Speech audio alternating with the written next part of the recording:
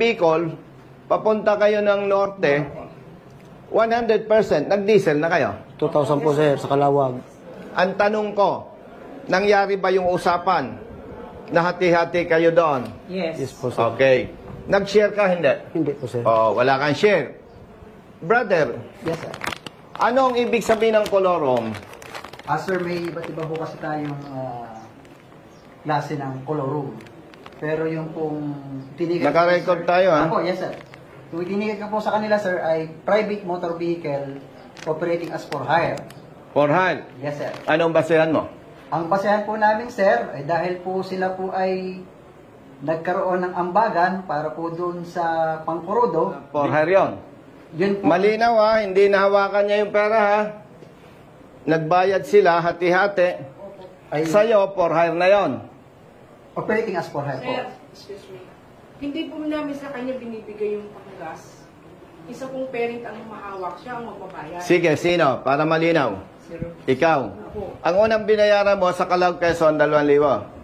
Oo. Ibig sabihin mo, doon sa version na yon, ang pagkakilala mo, pagkala mo, for hire na yon. Operating as for hire po. Operating as for hire. Opo. Igagalang ko yung pananaw mo. Kaya nga naka-record tayo eh. Yes, sir. Dahil magko-contest kami sa LTO. Yes, sir. So, ang pagkaintindi mo, operating for hire. Yes, sir. Alam mo ba na ikaw ay public servant? Kayo, Yes, sir. Opo, may na po sa amin. public servant. Yes, sir. Naimbestigahan mo ba na itong mga ito galing Bicol papuntang norte? Yes, sir. Ipagpalagay, hindi ko sinasabing kolorom. Ipagpalagay natin, talagang kolorom. Nakita mo, may batang maliliit, imposible namang magsabi ito na teacher, hindi naman. Nakita mo, may batang maliliit. Sa ngalan ng public service, wala ka ng ibang pwedeng gawin? Bago po namin sila, nung pagkahuli na po, nung nandito na sa compound, ang una naming decision is to impound the motor vehicle. So, ang instruction namin, kami po ay nagsabi sa kanila na para naman po kami makatulong kahit papaano at makapagpatuloy po sila sa pagbabiyahe, kami po ay nag-offer na ihahatid po namin gamit ang aming mobile sa terminal at para po sila ay makasakay ng bus. Habang nagtitiket po kami, actually nakaprepare na po yung impounding receipt eh. Siyempre, may mga kasama din po kami na nagtatawag sa hepe namin. Oh. Report po yung nangyayari.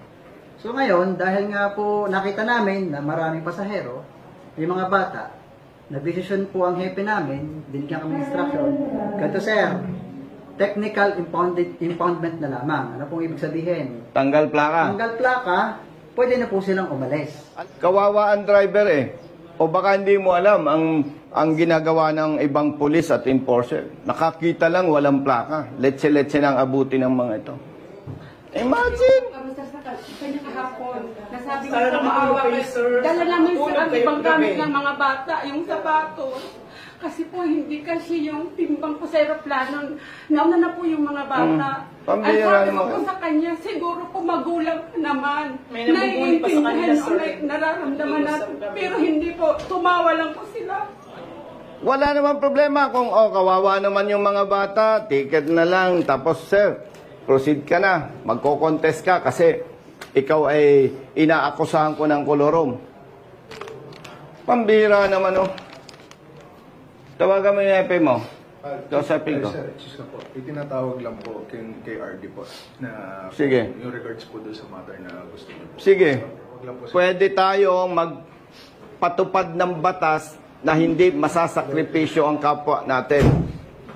Ibig mo ba sabihin, kung pinatuloy ninyo yan, tinikitan, wala na kayong habol? May habol kayo Bakit? Magre-renew ito ng lisensya.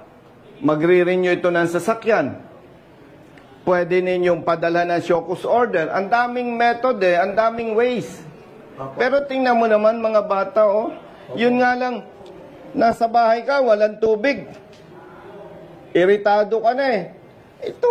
Kulang sa tulog sa Sabi nila, sir, Tapos itong mga to, majority, mga babae. Pambira naman Brother, naintindihan ka dahil hindi ka hepe. Pero gamitin nyo naman puso nyo. Naniniwala ka. Siya ay sa ngalan ng pagpapatupad ng batas, siya ay suspect pa lang na nangongolorom. So, pwede ho mapatunayan na siya kolorum o hindi. Ano po? Yon, ibig sabihin, from that words, hindi ka pa siguradong kolorom nga. Opo, pero... Yon, yun ang sinasabi ko sa iyo, brother. Opo. Malinaw yan. Opo. Hindi ka pa sigurado na kolorom nga. Opo. Pero na-perwisyo na sila, okay. I-shortcut natin. Nag-contest. Na-prove. Hindi kolorom. Eh di, na-perwisyo na sila. Yan ang sinasabi ko eh. Hindi nyo naintindihan yung tamang public service kasi pwede pa rin nating habulin yan, may kapangyarihan pa rin tayo sa pamamaraan na hindi mapiperwisyo. Itawag nyo sa RD. Anong sabi? Co-coordinate po ulit kay RD. Kung, Yung regards po dun sa o sige. Alam mo ang number ni RD, kakausapin ko. Oh, wala po ako number ni RD. Akin na, kausapin ko si Hepe.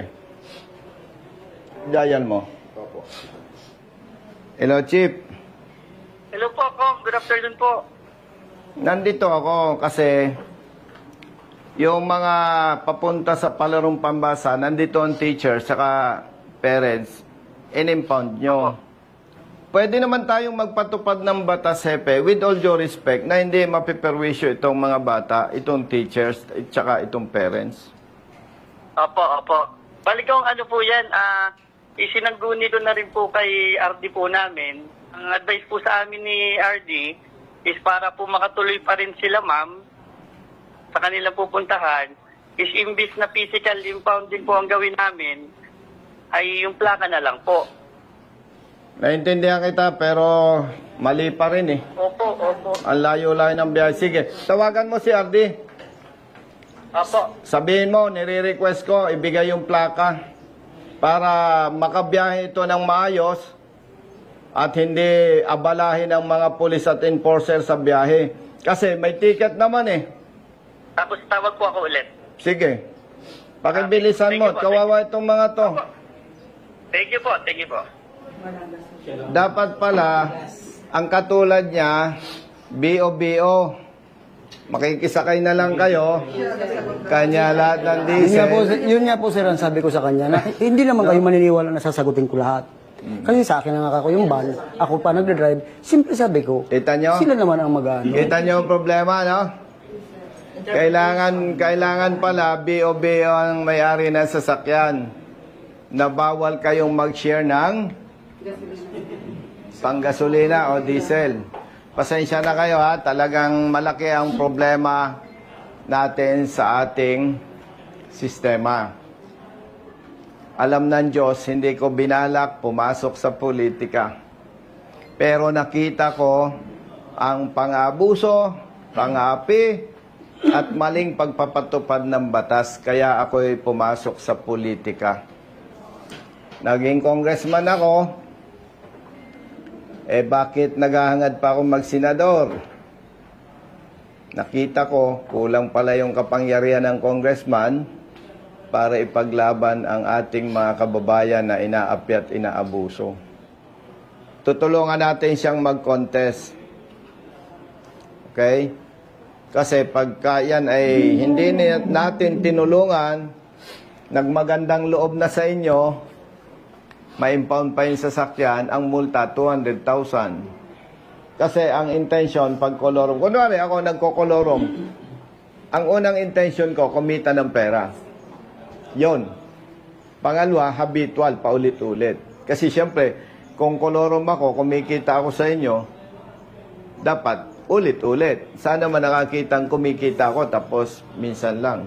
Pero ako nagtitiwala naman sa kay Asek Bigor Mendoza na hindi sapat na basehan yon para sabihin kolorom. Yung mga damit ninyo, yung gamit nyo, nagkasya sa likod.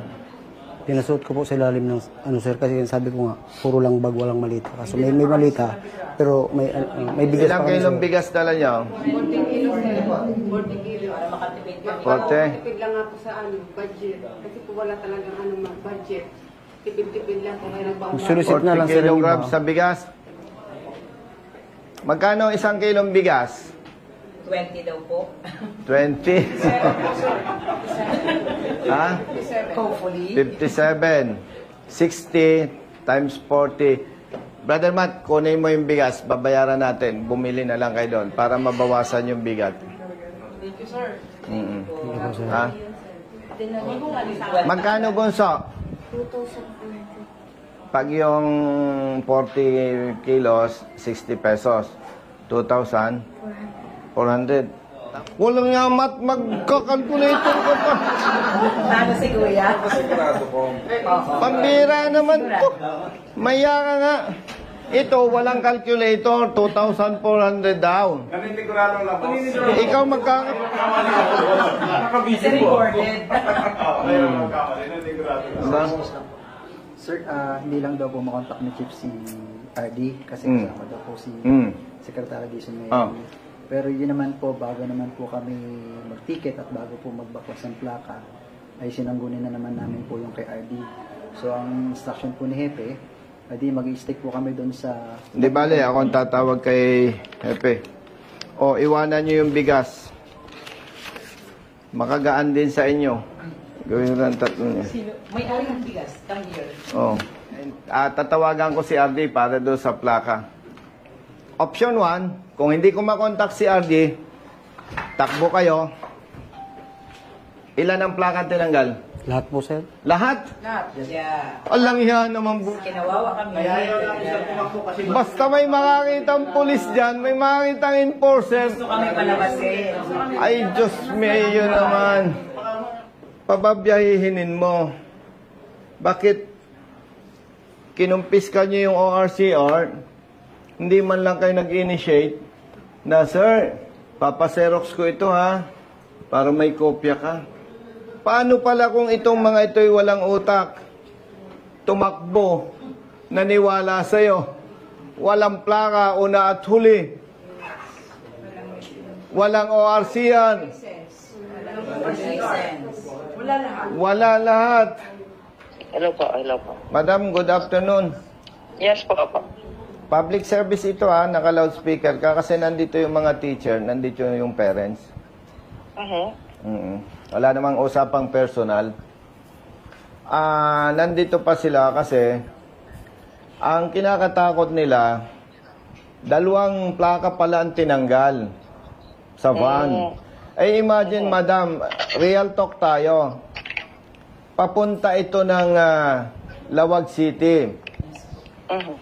At dadalo sa palarong pambansa. May 3 bata dito, kung hindi ako nagkakamali, mga 6 years old, 10 years old. Tapos, 4 na teachers. And the rest, parents. Ay, kaya pala kagabi pa, hindi sila makaalis-alis. Alam nila ang sitwasyon. Pag tumakbo ang van, walang plaka, baka 3 araw na sila sa biyahe dahil lahat ng dadaanan nila na may pulis, lahat ng may enforcer, paparahin yan. Ang haba-haba ng kwentuhan. Ngayon, pinapatawagan ko siya kay District Officer, si RD. Mukhang may event. Tinatawagan ko si Executive Director, parang may conference, hindi nasagot. Ito naman, madam, sa ngalan ng public service, may ticket, alleged colorum, may holding pa rin ang LTO kasi magre-renew ng sasakyan, magre-renew ng lisensya. Ang request ko sana dito sa LTO dito, huwag kakalimutan yung public service na hindi naman mga kriminal tong mga to. Kagabi pa, kahapon pa na dito. Ang request ko, sa ngalan ng public service, with all due respect, iparelease ninyo ang plaka dahil talagang baka abutin to ng 3 araw o 5 araw. Ang layo ng Lawag. May dito kaya silang copy ng ORNCR? Siyempre, may ORC yan. Nandiyan po sila, sir. Kinuha po nila. Kinuha ng enforcer. May kopya pa ang driver. Wala po, sir. Walang kopya na ang driver. Wala po, sir. Naku, lintian yan. Wala nang kopya ang ORCR itong driver. Kinumpis ka ng enforcer nyo. So ganito na lang po, sir. Yung copy ng OR